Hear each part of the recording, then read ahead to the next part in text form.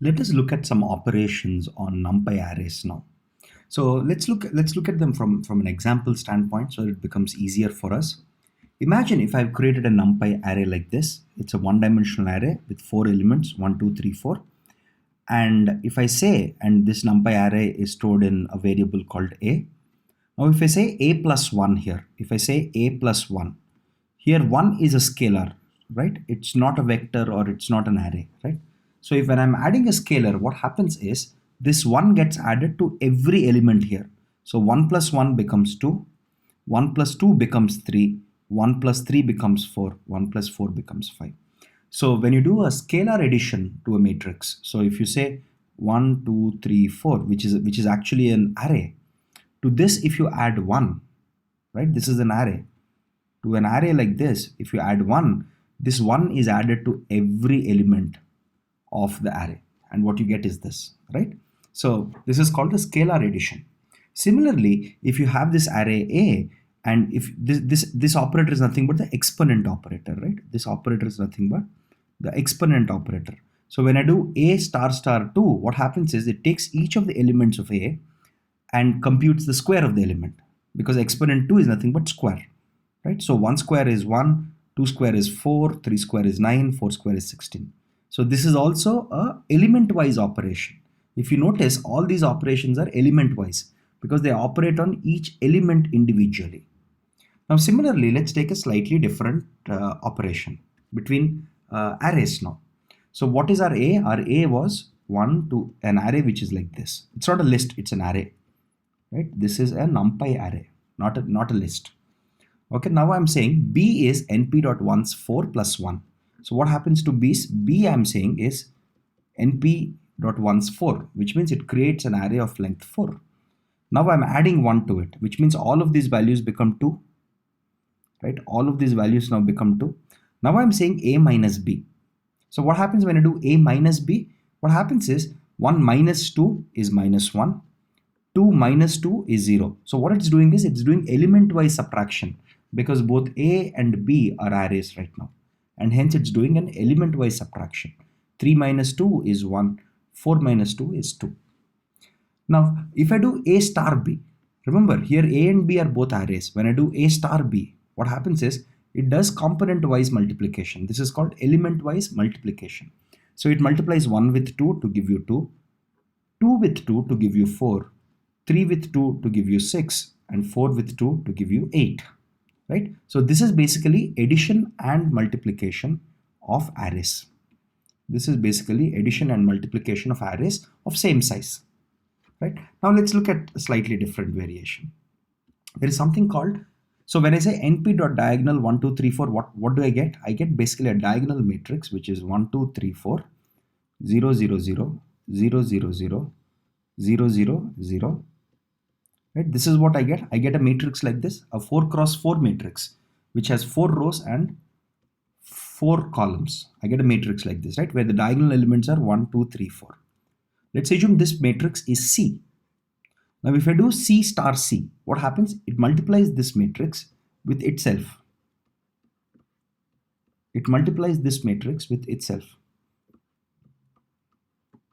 So some of you, or most of you, I'm assuming, have learned how to multiply two matrices. You basically take the first row, multiply with the first column and sum it up.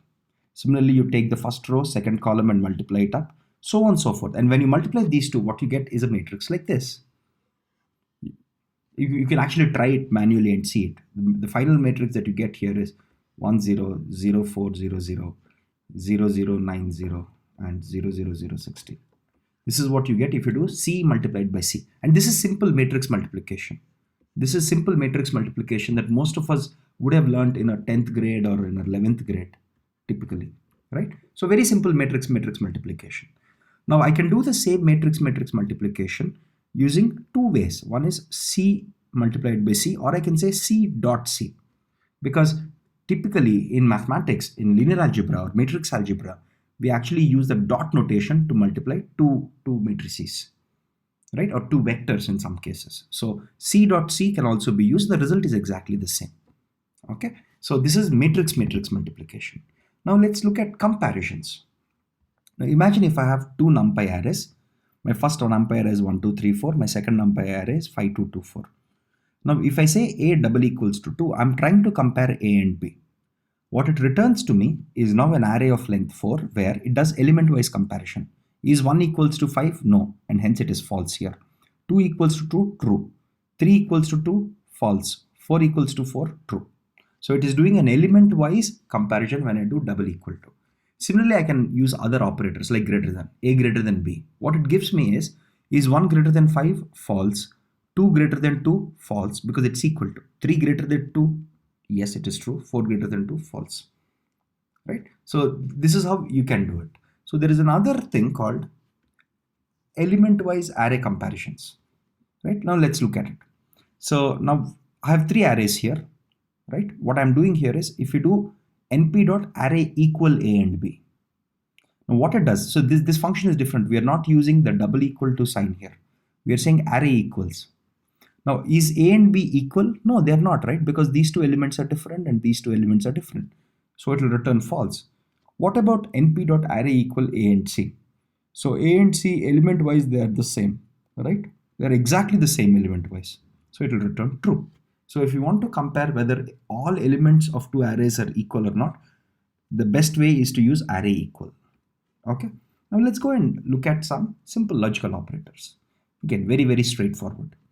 Suppose if I have two numpy arrays, here I'm saying that the data type is Boolean, right? I'm giving a vector or I'm giving a list of ones and zeros, 1 representing true, 0 representing false.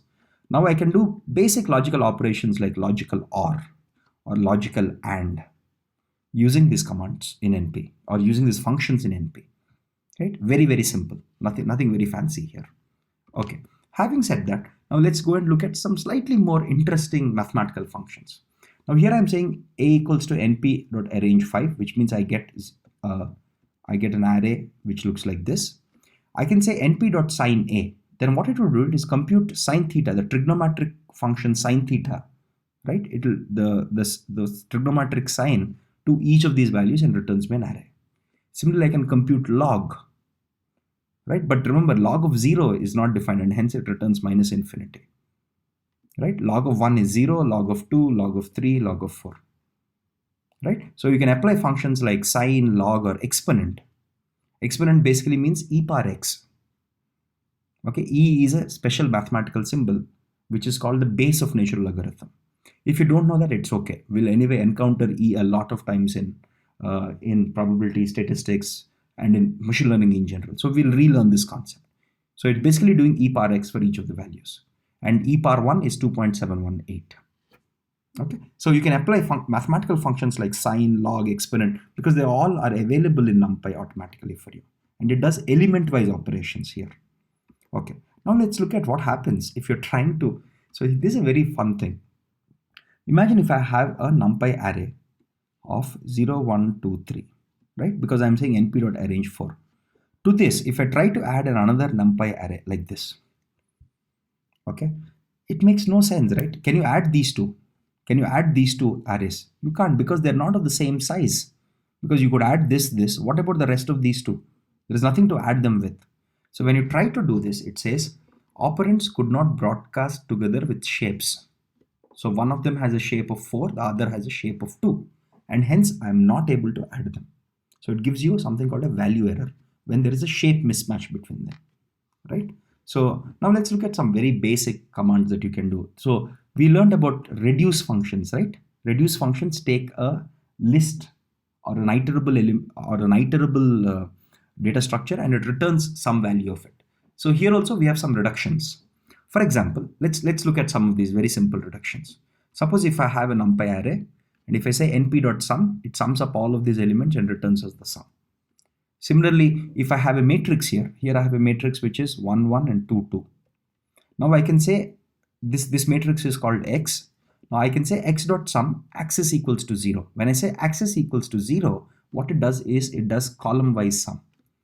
When I say axis equals to 0, it does column wise sum. So what it returns me is now an array which is 3 cross 3 because it is summing these columns, right? If I say axis equals to 1, what happens then? So now I have an array which is 1, 1, 2, 2 And when I say axis equals to 1, it does row-wise sums, right? It does row-wise sums. So it sums 1 and 1, it gives 2. 2 and 2, it gives 4. So it returns us.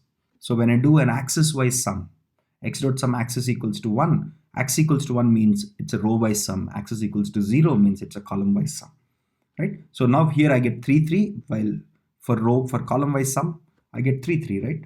If I sum these two, I get 3. If I sum these two, I get 3. So column-wise, so if axis equals to 0, I get this. If axis equals to 1, I get this, right? Now let's look at other simple reductions. So for example, if I want to find the minimum element, right, between all of them, the minimum element is 1. Whatever the maximum element, it is 3. There are two other very interesting functions called argmin and argmax. Let me explain what they are. So I have an array like this now, 0, 3, 2. This is at index 0. This is at index 1. These are indices. These are indices. And this is my array. So when I said, what is the minimum value? It returned me 1. This is the minimum value, right? Now, if this is the minimum value, the index that it is at is called the argmin. Because, again, we'll see this when we learn optimization. It's a mathematical notation. Argmins are used in optimization a lot. Okay, so that's where the terminology argmin comes from. Argmin basically says at what index in this array is my smallest element. So if you say x dot argmin, it returns 0. What about the maximum element? This is the maximum element. And what is the index it is at? It's at 1. So which means this becomes the argmax, right? So if you say x dot argmax, you get 1 because at index 1, you have the largest element, right? So argmax and argmin are important. Anyway, we'll revisit them when we learn optimization later in this course, right? Similarly, you have some of these very, very simple functions like all. You can say np.all. If all of them are true, it returns true. If any one of them is false, it returns false. Similarly, np.any, what it does is, if any one of them is true. So any is like logical or, this is like logical and, intuitively. So if any one of them is true, it returns true, right? You can use the same any and all for other things. For example, look at it here. Here I've created np.zeros 50, 50. Right? So what am I creating? I'm creating a matrix of size 50 rows and 50 columns where all the elements are 0. Now I can say np.any a not equal to 0, which means is there any element which is not equals to 0? No, and hence it's false. Similarly, you can put any Boolean operation here. You can say np.all a equals to a. Of course, a is equals to a because every element of a is equal to every element of a, and hence it returns true. Right? Let's look at slightly more interesting and more complicated stuff here. Okay. So let's assume I have this array A, which is 1, 2, 3, 2, B, 2, 2, 3, 2, C, 6, 4, 4, 5. Now, look at this. When I do this, I get a fairly big. So when I say A less than equal to B, what happens then? A less than equal to B returns me an array, which is this less than equal to this? Yes, true. Is this less than equal to this? True. Is this less than equal to this? True. Is this less than equal to true? True. Right? And I'm doing logical operation of that with B less than equal to C. Okay. Is B less than equal to C element wise? True, true, true, true. And when I do a logical AND of both of these, what happens? I get true, true, true, true. And now I'm saying dot all. Of course, all of them are true, and hence you get a return value of true. So we can construct very, very complex examples like this. Again, based on what you need to do. So literally in one line of code, you have tested whether every element of A is less than equal to B, and every element of B is less than equal to C or not. Literally in one line of code, you have done the whole thing. Okay. Which otherwise you would have to write a for loop comparing them, again a for loop comparing these two and stuff like this. Now you could achieve all of that literally elegantly in just one line of code. Okay. Now let's look at some very simple things. Suppose if I have two arrays, suppose I have an array like this, 1, 2, 3, 1, right? If I compute x dot mean, which gives me the average value, which is 1.75. Similarly, I can compute median. Now, if you do not understand what mean and median are, we explain them in the exploratory data analysis chapter.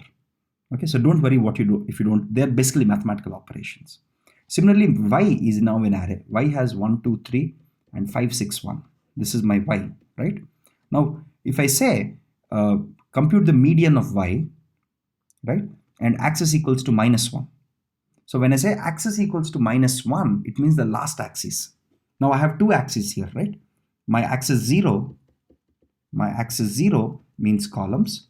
My axis 1 means rows, right? My last axis is nothing but my rows, right? Now when I say find the median, so what is the median of all these three numbers? Median of all these three numbers. So I could, even if I had said +1 or -1, it's the same thing. It means by rows, right? What does this mean? When I do the mean of all of them, so the median of all of them is 2. The median of all of these is 5.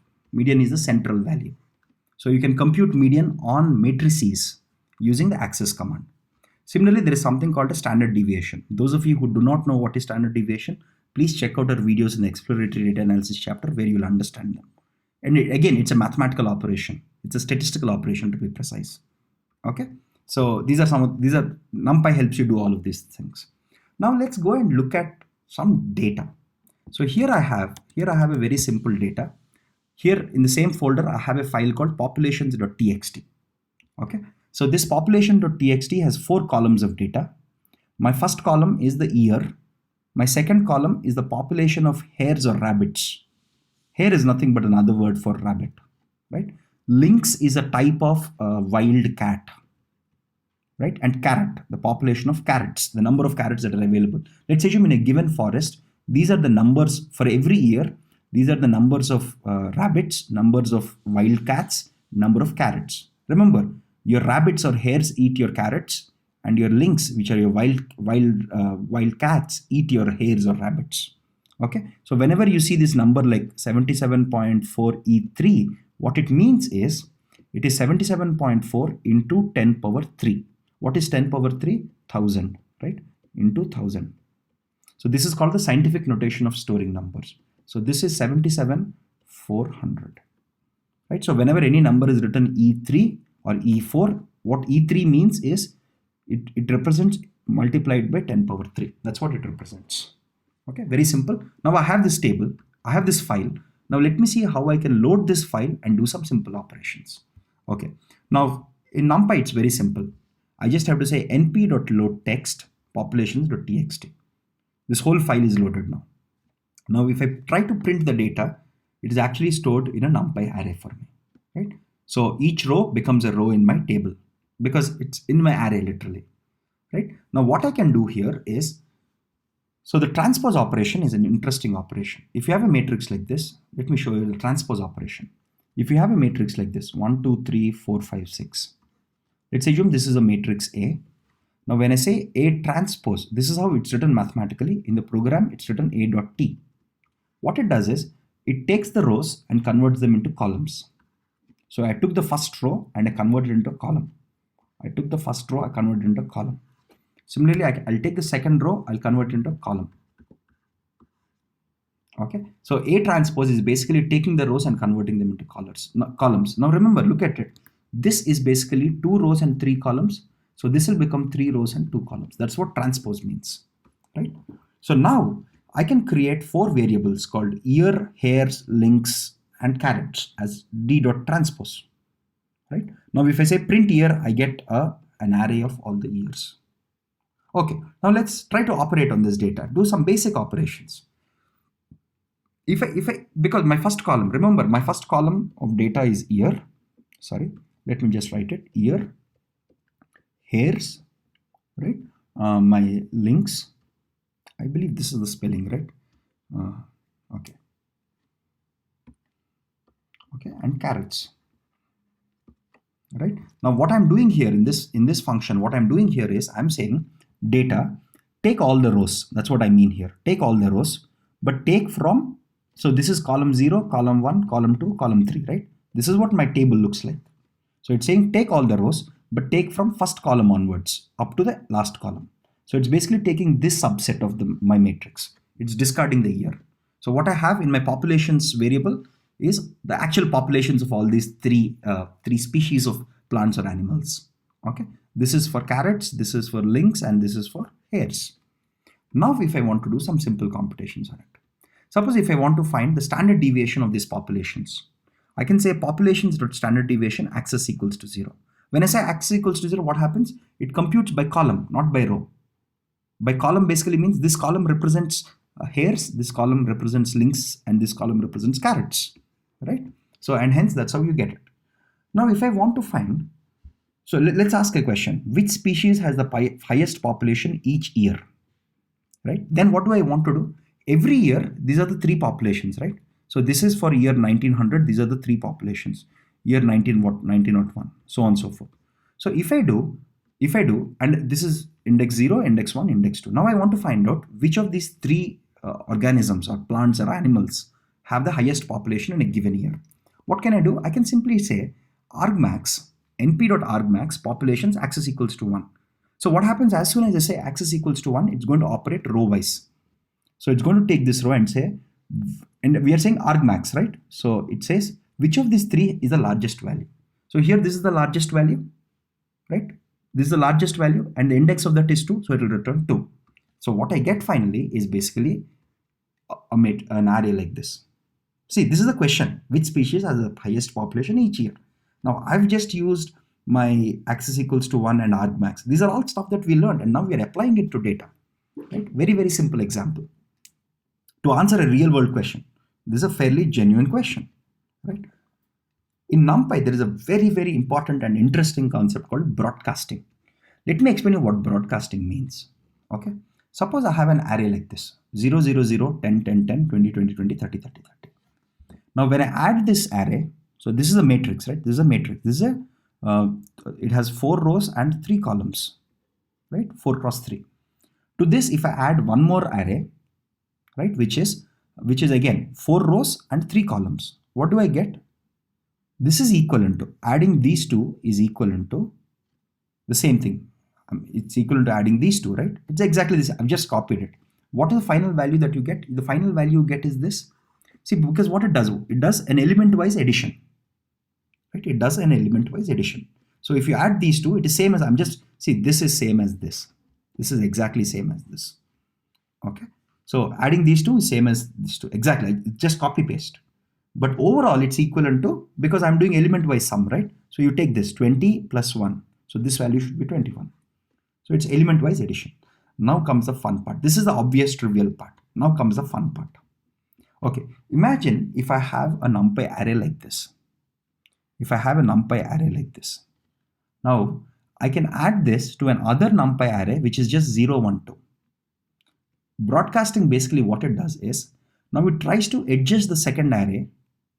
What it tries to do is it replicates this array so as to fit this size. Because the number of columns here is 3. Here also the number of columns is 3. Here the number of rows are 4. Here the number of rows is 1. So what it will do is, it will simply, so this addition will be equivalent to, it will replicate these number of rows. It had only 1 row initially, right? So it will create 3 more rows and then it will add up everything to result in the same thing. Right? Elegant. Now there is a third way. Imagine, see, if you notice, it is this, when you replicate it thrice, you exactly get, these 3 rows are exactly the same. So what if I just have this row and I just have this column? Sorry, I just have this column and this row. Now when I try to add it, and if I say replicate this 3 times and replicate this 4 times, when I say replicate this 3 times, what happens is it creates this new matrix. This is the original matrix. It's now replicating the same thing 3 times. When I say replicate this 4 times, it replicates this 4 times now. And now when I add these two, I get the exact value. We'll see this with some code example. This concept is called broadcasting. This whole concept is called broadcasting in Numpy. It's very, very unique to Numpy actually. Okay, now let's take an example. Okay. I'll change this code slightly. So there is this function called tile, which will pile up these tiles, right? It's literally like these tiles being piled up. Okay. So let's look at it. Let's look at an example, right? So here I'm creating a Numpy array 0 to 40 with intervals of 10, which means now it creates 0, 10, 20, 30. This is the array this part creates an array. It's a one-dimensional array, right? Now what I'm saying here is replicate this 3, 1, which means replicate this 3 times. Replicate this 3 times in terms of rows. So when I replicate the same thing 3 times in the rows, what happens? I get this. I'm replicating 3 times in the rows. what I get is this. In the column space, this 3 basically means replicated 3 times. So this 3 is the same as this 3. These 3 times I'm replicating. This one says replicate this only once, right? And now what I get, my np.tile, when I print a, what I get is exactly this. What I get is exactly this. Now let's play with this and change it a little. Okay, let me change this code also a little so that it becomes easier for us to read it.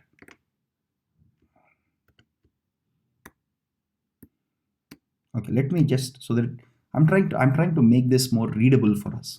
Okay, so let's print this. Okay, this is what I get because I'm replicating. Again, just to quickly repeat myself, I have my original array which is 0, 10, 20, 30, and it's saying replicate 3 times in the rows. So I've replicated it once, twice, thrice. In the columns, just replicate it once. So it's there only once. Now let me change it slightly. What happens if I just change this to 2? Sorry, not 21, 2. Okay. Now what happens? Now I get a slightly different array. Okay. So now let's see. My original array was 0, 10, 20, 30. This is the power of the tile function. It basically tiles things up, like putting one tile on top of other. Now here I'm saying replicate this array that I have 3 times in the rows. So replicate it 3 times in the rows. Once, twice, thrice. But in the columns also replicate it twice. So which means now columns it's replicated once and replicated twice. This is the replication of twice in the columns, right? And this is the replication of columns 3 times here. So you can use tile to construct more and more complex tilings. See what happens in tiles. You put one tile on top of other tile on top of other tile, next to another tile, next to another tile, etc. Right? Exactly, that's what we are doing. Right? So now let me go back and change it to the original one because the rest of the code follows that line. Right? Now again, so this is my original array. Now if I transpose it, what do I get? I get 0, 10, 20, 30, 0, 10, 20, 30, 0, 10, 20, 30.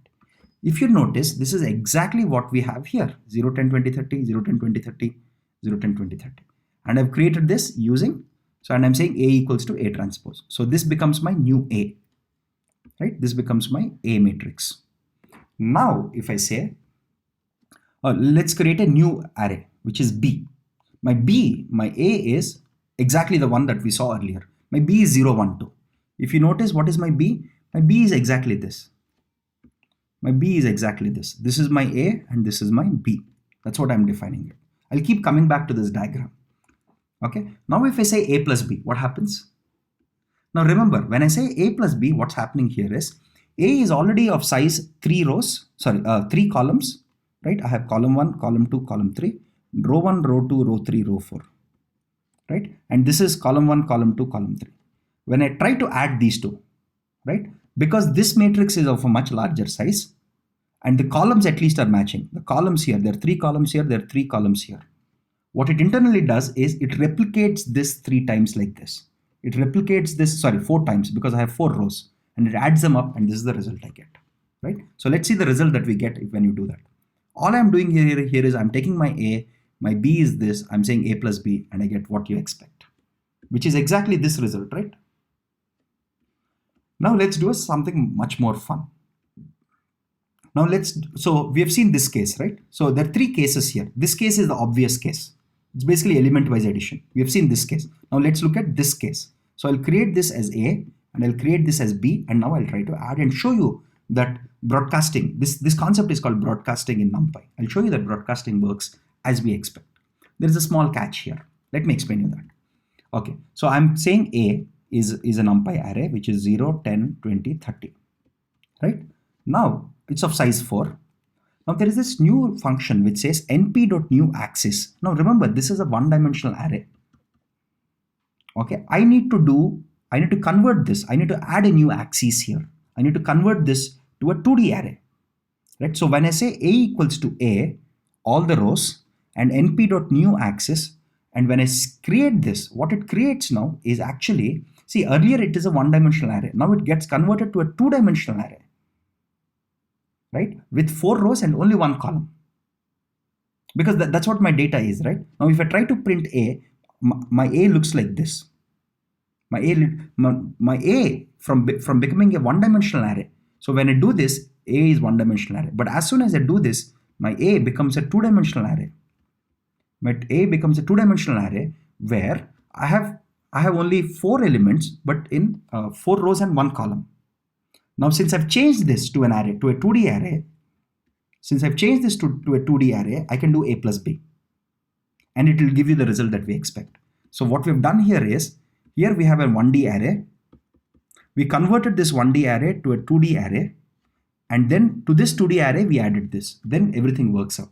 Now what happens if I don't add the 2D array? If I don't have this step, what happens? If I don't have this np.newAccess, what is this literally doing? It's converting from 1D array to 2D array. If I don't do this, this addition will not work. It will say sizes don't match and hence error.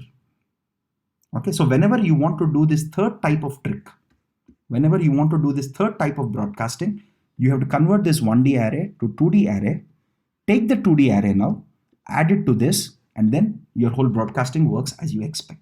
That's a small catch there. It's very, very important. If you just try this code without doing the np.newAccess, and it will fail. Now let's go to some simple array manipulations. Okay.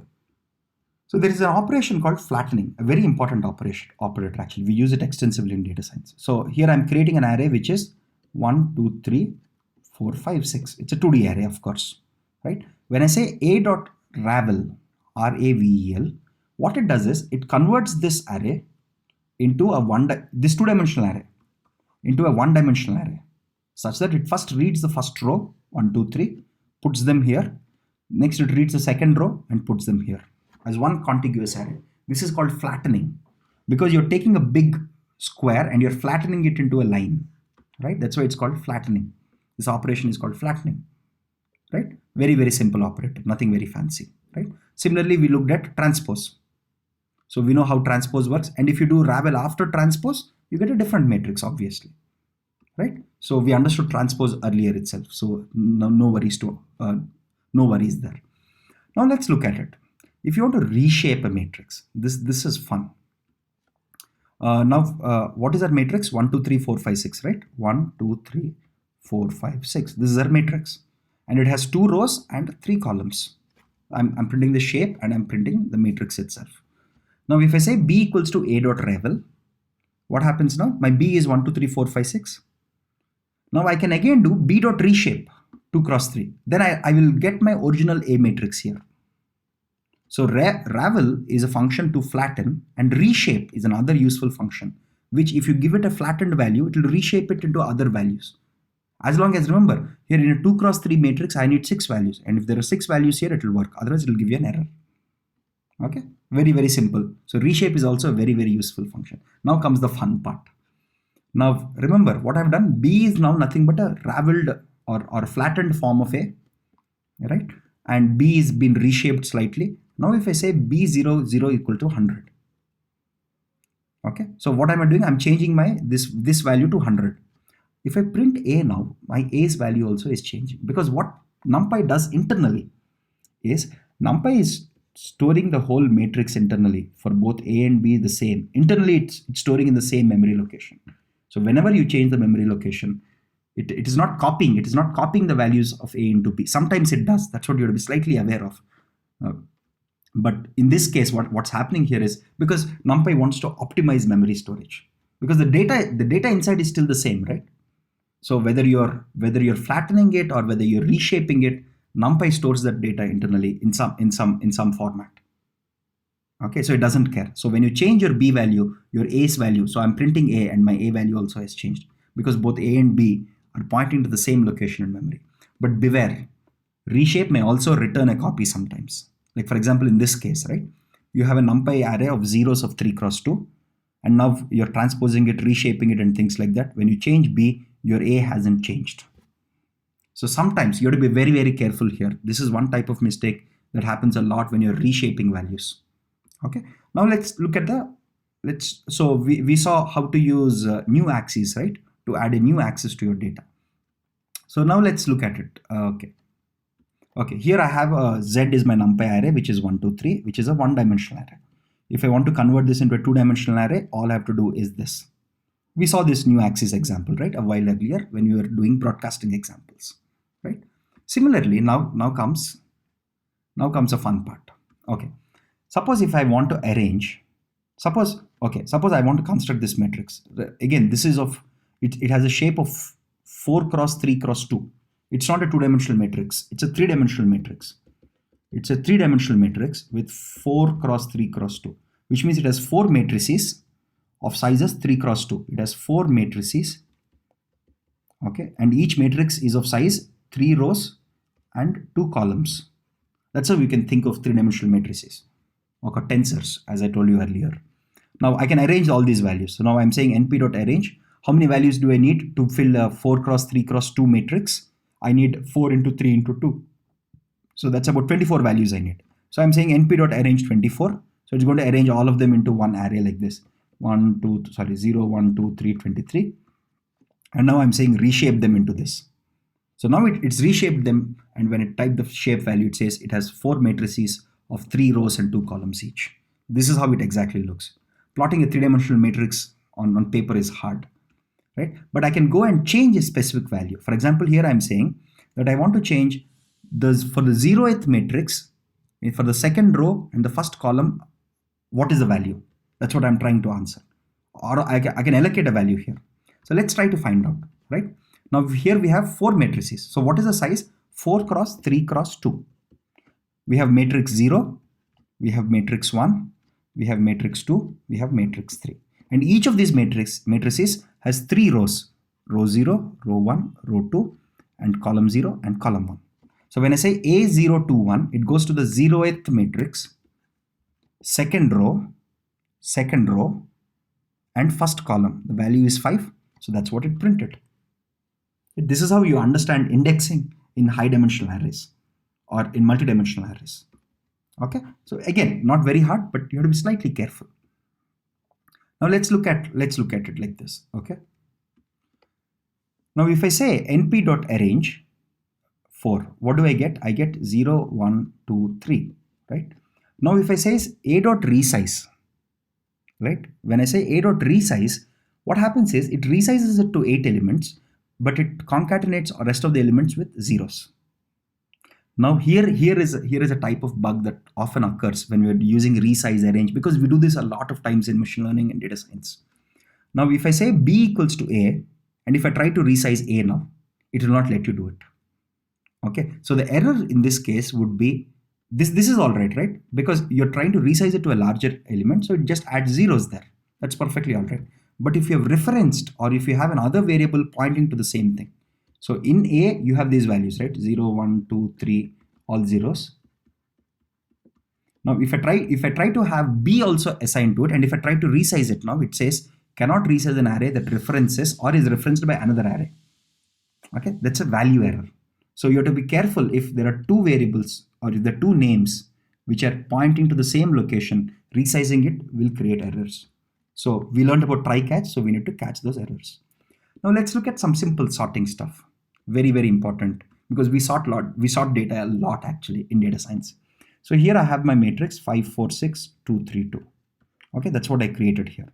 Now I said np.sort axis equals to 1. What does axis equals to 1 mean? Axis equals to 1 means row wise, right? So I want to sort this row, and when I sort this row, what happens? I get 4, 5, 6. When I sort this row, what do I get? 2, 2, 3.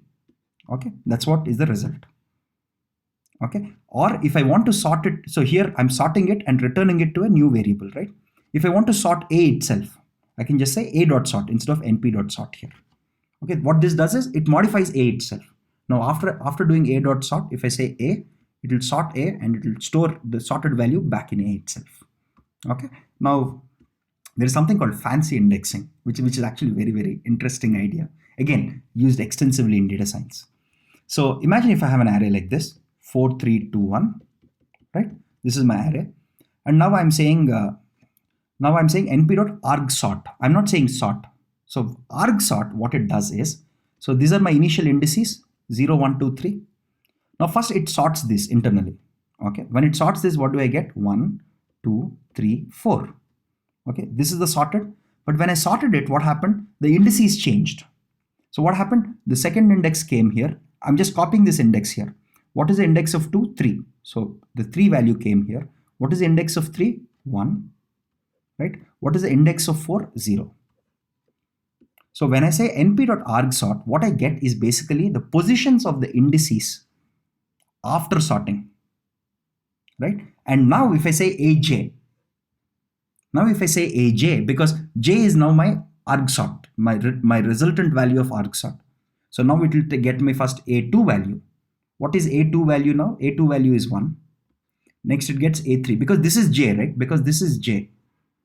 This is my vector j. Now when I say aj, it uses these values as indices, right? So a2 will be 1. What about a3? A3 is 2. It printed 2. Similarly, a1 is 3. A0 is 4. Right? So argsort is very, very important. And I recommend you play this with larger examples. Since you have this source code with you, I recommend you play with this and understand how all of these functions are useful, especially broadcasting and argsort. Most of these NumPy functions, we use them extensively. Trust me, we use them a lot in data science and machine learning.